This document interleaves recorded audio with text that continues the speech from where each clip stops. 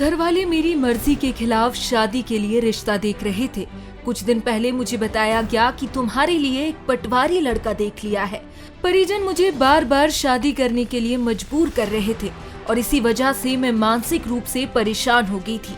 इसी बीच 7 अगस्त को रक्षाबंधन मनाने के लिए मैं इंदौर से कटनी के लिए नर्मदा एक्सप्रेस ट्रेन में रवाना हुई, लेकिन मैं मानसिक रूप से घर जाने के लिए तैयार नहीं थी और मैंने सोच लिया था कि मैं अब घर नहीं जाऊंगी और सिविल जज बन जाने तक मैं शादी भी नहीं करूंगी।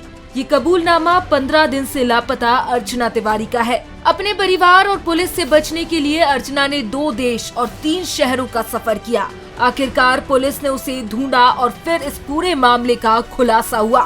7 अगस्त को वो रक्षाबंधन के लिए इंदौर से कटनी के लिए नर्मदा एक्सप्रेस से रवाना हुई, लेकिन मानसिक रूप से घर जाने के लिए तैयार नहीं थी।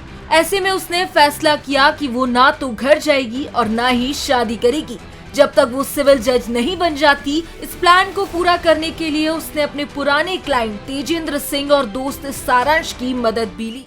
आज फाइनली नेपाल बॉर्डर से लड़की को बरामद किया गया है।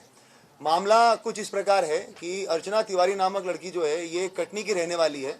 वहाँ से उसने अपना ग्रेजुएशन कंप्लीट किया हुआ है। वहाँ पर ये जो है वो स्टूडेंट छात्रा नेता छात्रा वगैरह भी रही हुई है एनएसयूआई से। उसके बाद में फिर ये 2 साल तक जो है वो जबलपुर में प्रैक्टिस करती थी एडवोकेट की। उसके बाद इंदौर में ये पिछले 1 साल से एडवोकेट की वकालत कर रही थी। इसी दरमियान जो है इसके परिवार वालों की तरफ से लगातार इसको रिश्ते वगैरह आ रहे थे जिसमें इसको शादी नहीं करनी थी। लगभग 3 से 4-5 शादी के प्रपोजल आने के बाद में कुछ इश्यूज हुए, शादियां टूटी या उसको नहीं करना था, उसने ना बोल दिया। एक इंदौर में जो है इसकी दोस्ती हुई सारांश जोगचंद करके है, 26 साल का लड़का है, शुजालपुर का रहने वाला है। ये 1 जनवरी के आसपास में, मतलब 1 जनवरी 2025 के आसपास में उसकी जो है वो उसके साथ में मित्रता हुई है। और ट्रेन में ही, इसी सेम ट्रेन में जो है ये उस दिन जा रहे थे और आमने सामने जो है इनका रिजर्वेशन था, तो आमने सामने बैठे हुए थे। ये वकील थी, किसी चीज़ के बारे में बात कर रही थी। सारांश का भी कुछ जो है वो इशू चल रहा था घर पे, तो उस तरीके से उसने उससे बात करना शुरू किया। उसके बाद में बातें जो है वो और भी जो इसके लीगल इश्यूज थे, इसने अपना ड्रोन कंपनी का एक कुछ प्राइवेट लिमिटेड कंपनी बनाने के लिए ये प्रयास कर रहा था इंदौर में, तो उसके लीगल डॉक्यूमेंट को लेकर इन आपस में बातचीत होना शुरू हो गई और उसके बाद में फिर इनकी लगातार बातें शुरू हो गई। जब ये घटना दिनांक जो 7 तारीख है, उसके पहले इसके माता पिता ने और इसके बड़े ताऊ ने जो है वो एक तहसीलदार पटवारी के साथ में इसका रिश्ता फिक्स कर लिया था। उस टाइम पे परिवार के साथ में इसकी लंबी कहासुनी हुई है। उन्होंने कहा कि अब तुम अपनी पढ़ाई वढ़ाई सब छोड़ दो और तत्काल वापस आ जाओ, तुम शादी करके जो है वो तुम्हें जाना ही है। अब की बार जो है वो तुम मना नहीं करोगी और तुम्हारा जो पढ़ाई लिखाई, वो कौटिल्य एकेडमी में इंदौर में पढ़ाई लिखाई कर रही थी लड़की जो है वो, साथ में वकालत कर रही थी, तो करियर खत्म करके अब तुम्हें सिर्फ जो है वो शादी करनी है। ये इस तरीके की बातें जब घर में चल रही थी तो उसका काफ़ी बहसबाजी हुई है। लड़की का जो है वो पढ़ने का मूड था और साथ साथ में अभी ये वकालत और सिविल जज की तैयारी करने का मूड था।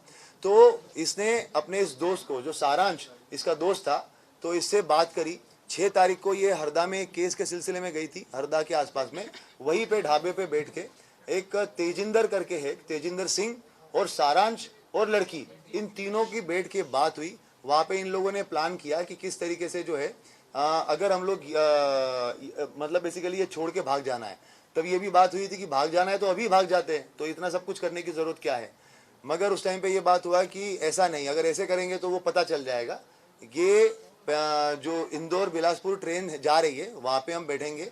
चलती ट्रेन में से अगर चले जाएंगे तो बहुत सारी हो सकता है कि मिसिंग पर्सन रिपोर्ट कायम होगा। मिसिंग, क्योंकि वो खुद भी एडवोकेट थी, वो ये जानती थी कि भाई जीआरपी में मामला कायम होगा और वहाँ पर बहुत ज़्यादा ये मिसिंग पर्सन वगैरह जो है वो ऐसे होते रहते हैं, तो हो सकता है कि वो मामला जो है वो ऐसे ही निकल जाए और उसके बाद में हम लोग जो है वो अपनी अलग आइडेंटिटी से अपनी अगली लाइफ स्टार्ट कर, मतलब मैं अपनी अगली लाइफ स्टार्ट कर लूँगी।